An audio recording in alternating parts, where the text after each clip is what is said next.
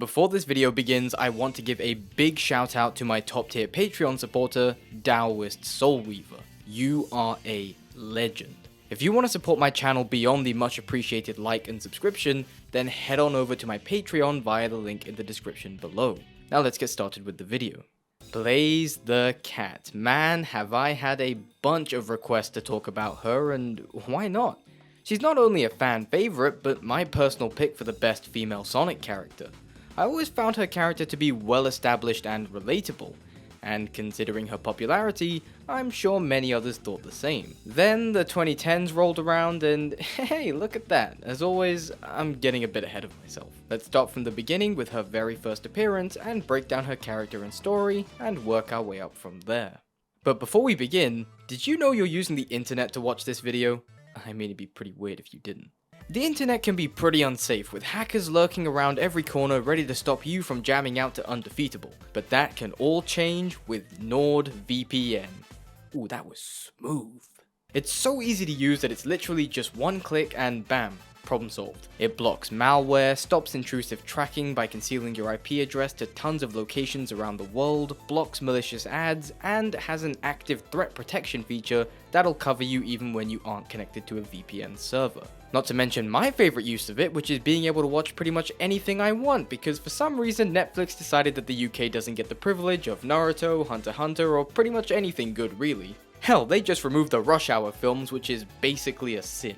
But I spoof my location to another country, and I can move on to my 6th rewatch of Naruto without having to worry about spending more money on other streaming services. That is some serious value. And to top it all off, you can use it on up to 6 devices per account. So if you want to take your online privacy back today with some pretty cool benefits to boot, then go to nordvpn.com/ThePJShow to get the 2-year plan with an extra month thrown on top for free, alongside a 30-day money-back guarantee. So if you, for some reason, aren't happy with what you get, you can easily cancel your subscription and get your money back with no strings attached. Once again, that's nordvpn.com/ThePJShow. Thanks for listening, and let's get back to the video. Blaze originated in Sonic Rush, my favorite of the Rush games. Yes, I did just say that. She awakens after being engulfed in a strange white light and concludes that she's in another dimension, immediately highlighting her intelligence and awareness. She then states that her immediate priority is locating the Soul Emeralds, otherwise her world will be in danger, without a thought to anything else, which showcases her dutiful nature. For you see, Blaze actually hails from the Soul Dimension, where she is both the princess and the guardian of the Soul Emeralds, which are essentially just that dimension's variant of the Chaos Emeralds, except now they actually look like emeralds. If you want to draw parallels to Knuckles here, then you go right ahead. Like Knuckles, her position was inherited and not chosen, leading to her isolation. But there are key differences separating the two. Knuckles' isolation was due to there being nobody else on his island. He never communicated with anybody until the events of Sonic 3, which nicely explained his naivete, introversion, and even his love of animals. Blaze, on the other hand, wasn't limited by a lack of people. Her withdrawn and isolated personality is because she was teased and mocked at a young age due to her inability to control her pyrokinesis, which is a fancy word for her fire powers. In fact, she outright states her resentment of her duties as it forces her to live with her curse, which is her powers. In her eyes, her powers forced her to be alone. That is a fate that many can argue is worse than Knuckles and is what led to her being so cold and distant. In fact, one characteristic of hers that's on full display throughout a majority of the game is, ironically enough, that cold and distant nature. Her past and position have made her strict, antisocial, and unfamiliar with the concepts of friendship. This is why Cream, who appears shortly after beating the first boss, throws Blaze for a bit of a loop with just how friendly she was being, going so far as to even invite Blaze to her home. And I like that Blaze thinks to herself that Cream should learn to be more cautious, alluding to her own past that heightened her own caution. And I also like that Blaze, even when she wants nothing more than to leave, still acts politely and keeps her thoughts to herself, which is what you would expect from someone in her position of royalty.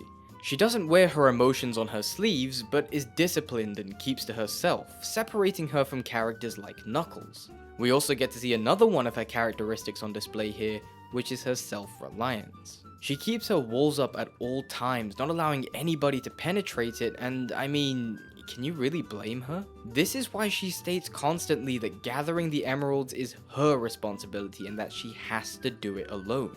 It's not that she has something to prove by doing it herself, it's that she doesn't understand the value of help from others because she never got a chance to, thanks to her seclusion. Another thing that I want to quickly point out before we get back to the story is that Blaze isn't heartless.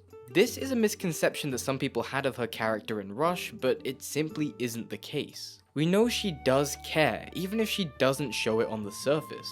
Even from the beginning, she's fighting to protect her world and gets genuinely sad at the thought of her world perishing. But after this meeting with Cream and Vanilla, the story takes a pretty simple approach. Beat the level, spin kick Eggman into oblivion, and then meet up with some of Sonic's friends. I've briefly mentioned the character writing of these guys here in some of my other videos, but let's just say that, yeah, it wasn't the best. Characters like Amy and Knuckles were extremely one-note and had very little variation. Not to mention that everybody's response to this world-ending threat is so apathetic that even Blaze questions how little of a shit everyone gives. I mean, goddamn, you guys could pretend to care. Also, another big missed opportunity here was the interaction between Knuckles and Blaze. I just think it could have been done a lot better. I mean, could you imagine how good the interaction could have been given their similarities and circumstances? The one decent thing that all these interactions have is their effect on Blaze in serving her character arc. All the people she interacts with tells Blaze to seek help from Sonic, and it does get to the point where they treat Sonic like a fucking martyr. Vanilla, Amy, Knuckles, and even Cream tell her to go to Sonic, but every time this happens, Blaze dismisses them and carries on going at it alone. At the very least, there is a nice exchange with Amy where she highlights the value of friendship, and it does seem to kinda get through to Blaze. More importantly, she notes that Amy was very open with her emotions, only to state that she was never allowed to do that, taking choice out of the equation from the very beginning just to really dig in how much of an effect her duties as royalty had on her. Also, to give credit where it's due, these interactions deepen the bond that she has with Cream, with the young rabbit even managing to garner a smile out of the princess on multiple occasions. I haven't properly dived into Cream yet, but I think she was the perfect match for Blaze in this story. Her openness and friendly nature directly contradict with Blaze, forcing Blaze's character to adapt and open up. From the beginning, we see that Blaze only brings Cream along because she needed a guide as she was lost. Even when Cream wanted to do things like check out the flower garden, Blaze just brushes her off to focus on her own mission. To Blaze, Cream was a tool and nothing more. But over the course of the adventure, Cream's charm does break through and Blaze eventually accepts her, which can be seen with small character moments like her thanking Cream for help. But there is an even bigger character moment to come.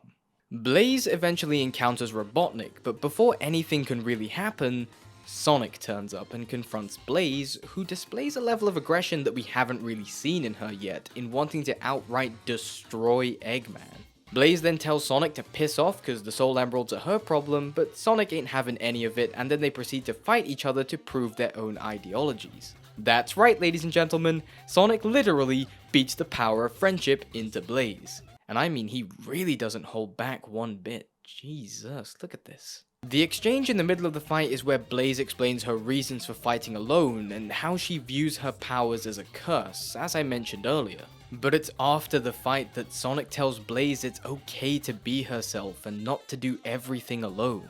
And I really like how Sonic rolled a nat 20 for perception here and was able to tell that she's had a rough past. His words do get through to Blaze, who now properly introduces herself and starts to put her trust into others. But then, amidst this reconciliation, Cream was kidnapped. Blaze then immediately jumps into action to save what she now deems as her friend, and this time Sonic lets her go alone because she now has a true reason to go alone that Sonic believes in, because apparently two dimensions literally colliding into each other wasn't reason enough. After Blaze lays the smackdown on Eggman, she digs through the rubble and is genuinely worried that she can't find Cream, because unfortunately, Cream was killed in the battle. Nah, I'm kidding, but on a much brighter note, the two reunite with Blaze acknowledging their friendship, and then the story ends.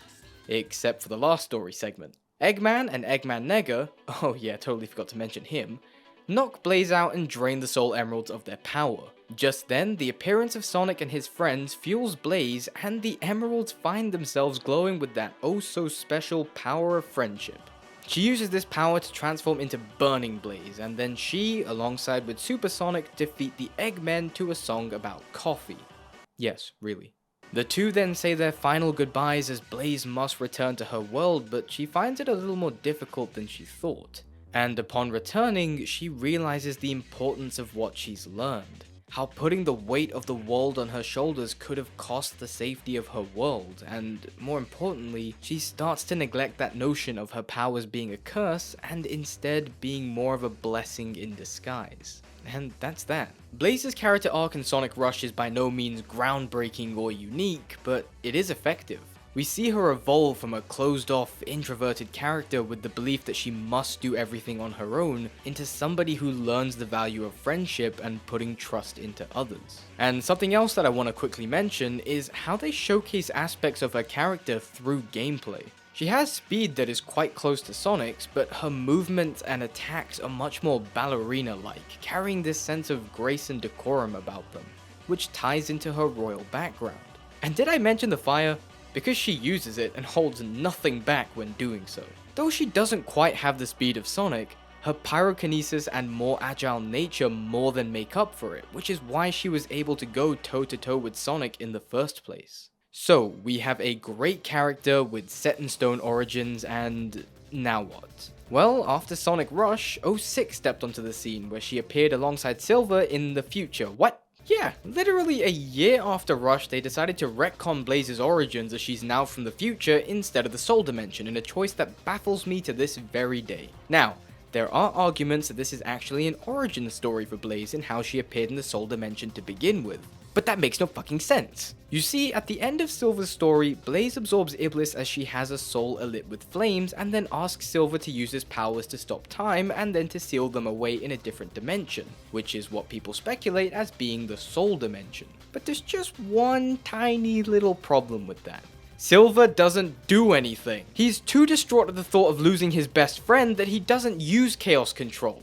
So Blaze here dies. Unless she is sent to a different dimension here, irregardless of Silver's actions. And to anyone that argues that, I'm just here to remind you that all of the events of Sonic 06 were erased at the end. The original Flame of Solaris was extinguished, meaning that Iblis could never form and fuck up the future, and so there would be no reason for Blaze to give her life or be sent to a different dimension, meaning that this could never be her origin story. But 06 is still canon, right? It's still a mainline title and is referenced through games like Sonic Generations, so it must mean that Sonic Rush isn't canon, and that, in the mainline series at least, Blaze is from the future. But in Sonic Generations, there's a character bio of Blaze that clearly states that she is from the Soul Dimension, with her being the princess and the guardian of the Soul Emeralds. But wait, this gets even more complicated, because it's not just this bio that conflicts with her character, but Blaze actually remembers Crisis City. How is that even possible? What? Moreover, we know that in 06, Rush couldn't have taken place before this because Blaze has no recollection of Sonic whatsoever. Not to mention that the game doesn't mention the Soul Emeralds or Soul Dimension at all. And then we have the IDW Comics, which take place after the events of Forces, which is a canon game by the way, and states that she is from another dimension. Am I being an idiot here? Am I missing something? Genuinely, let me know in the comments because this has been doing my head in. This to me just feels like they shoved Blaze into here because she's a popular character and not much more of a reason than that. And you know what the funniest thing about all this is? I actually like the way she's written in this game. She's sort of this big sister figure to Silver and their dynamic is genuinely good. When Silver starts getting worked up, she calms him down. When she was split from Silver after traveling to the past, her main concern was Silver as she knows exactly how insecure he gets when he's alone. In contrast, Silver was immediately panicking as he isn't used to being alone, exactly as Blaze said. When they finally reunited, she could tell that something was wrong with him and recognizes his naivete. This shows just how well Blaze knows Silver. The two have this long-standing bond with characteristics that complement each other, and even though I did kinda shit on the moment earlier, her sacrifice at the end goes a long way in showcasing the strength and will of her character. My biggest criticism of the writing is that she just doesn't get enough screen time. I wish we could see more of her, but hey, at least we get to play as her, so that's pretty cool. Overall, 06 was a bit of a weird one for Blaze. I like aspects of her writing and do enjoy what they were going for. The problem is that she had no reason to be here. It makes no sense whatsoever. They could have easily created a new character here to be Silver's partner, but what's done is done. God, my head hurts. Her next appearance is Sonic Rush Adventure, where she's the princess of the Soul Dimension. Fuck it, we're not staying on this point, let's just talk about the character. And I gotta say, I do quite enjoy it. Her writing here follows suit with her established character arc from Sonic Rush. She's a bit more mellowed out, not so closed off, and is willing to accept help. At the beginning of the story, Sonic and Tails are sucked into some sort of strange hurricane whilst tracking an unknown source of energy. After a bit of gameplay, they eventually come across Blaze, who immediately teams up with Sonic without a second thought. God, don't you just love it when a game doesn't force an unnecessary wedge between two of the main characters? She even seems to have gotten over her initial resentment of her position and is still extremely dutiful to her position and her people. I like the character consistency here, really showing that the writers understood Blaze. She doesn't really go through any kind of character arc, but honestly, there was no need for her to. She's already done that. The only real black spot that people bring up with her character here is her treatment of Marine. Marine is a character who's annoying and now that about sums it up. Blaze does tease Marine from time to time, but the cutscene that usually comes to mind is when she outright calls the young girl a nuisance, causing her to run off and cry. Even Sonic remarks about how that was a little harsh, but in Blaze's defense, they were heading out on a mission that was way too dangerous for someone like Marine, who would likely just get in their way. So she saw it as kind of a necessary evil. Blaze had good intentions, but probably could have been a bit better at explaining them, showing that even though her character has developed, she still hasn't exactly mastered her emotions and social skills. She still kicks all sorts of ass with her fire, and we even get to see Burning Blaze once again. Plus, we do see her reconcile with Marine in the post-credit scene, just going that extra mile to show that little bit of character growth. And one thing that I neglected to mention when talking about Rush, because I kind of forgot, is that Blaze does have acrophobia, or a fear of heights, which both Rush games do showcase. This game specifically has her character seemed panicked after arriving at Sky Babylon when they found themselves above the clouds. It's a neat character trait, and I enjoy the fact that she tries her best to hide it, which is in line with what her character would do because she's not the type of person to show weakness, especially because she's in a position of power. So we have two games here that brilliantly establish Blaze as a character, show her growth through her character arc, and successfully keep the character writing consistent. Hell, as misplaced as she was in 06, I still thought she was decently written, but she doesn't really have any other major appearances aside from some spin-off titles. And no, Sir Percival from Sonic and the Black Knight doesn't count, that's a different character that just uses the model of Blaze. So, with all that cleared up, let's move on to talking about the 2010s. Fuck. Blaze has had it rough in the 2010s, is probably what you're all expecting me to say. And to an extent that is true, but maybe not for the reasons you expect. No, in fact, she quite possibly is the least ruined of all the characters in terms of writing. But that's mostly because she isn't anywhere to be seen. I'm serious, you can count her appearances on one hand if that. And no, I'm not gonna count stuff like the Mario and Sonic games or Sonic Forces Speed Battle. Where I gave Metal Sonic so much shit for appearing way too much with no real purpose other than just being a punching bag for Sonic, it's pretty much the opposite for Blaze. And that kinda sucks because she's an awesome and relatable character. I'm not saying she needs to rear her head into every game, especially if an appearance from her wouldn't make any sense, but it just seems like the writers completely forgot about her. She wasn't in Sonic Colors, well, she was in the DS version, but she was more just there to give missions. Though I did like that her and Sonic just catch up and talk about things like Marine as if they were just old friends who haven't seen each other in a while. She's hanging out with Silver, for some reason, which makes no fucking sense, but other than that, nothing much. Then there's Generations, where she was there. She gets rescued by Sonic, and that's that. Why is she here? To be fair, everyone else does fuck all in this story and are just there for the sake of being there, but that doesn't excuse this. This is just lazy. Even Metal Sonic got a boss fight. I would analyze her character here, but she barely has any lines. Hell, I don't think she says any more than 10 sentences in this whole game, if that. Well, let's just move on. Sonic Lost World, no appearances there. Not in Sonic Forces either. Nor Frontiers. Is that it? She was in Team Sonic Racing, and I'll say that her character was actually kinda decent in that. She's still pretty smart, trusting, and they even remember the fact that she's the princess of the Soul Dimension. And I like this little detail where she can tell that Vector is lying about something because her duties as a princess involve people lying to her daily, so she's used to finding the truth in a web of lies. It actually feels like a solid continuation of the character. God damn it, why is Team Sonic Racing, of all things, the game that's actually doing some kind of justice for her character? But yeah, as you can see, for over a decade now, Blaze has had a bit of a disappearing act with barely any appearances worth note. It feels more like a passing mention, a reminder, a tease from Sonic Team saying, yeah, she exists, but that's all you're getting.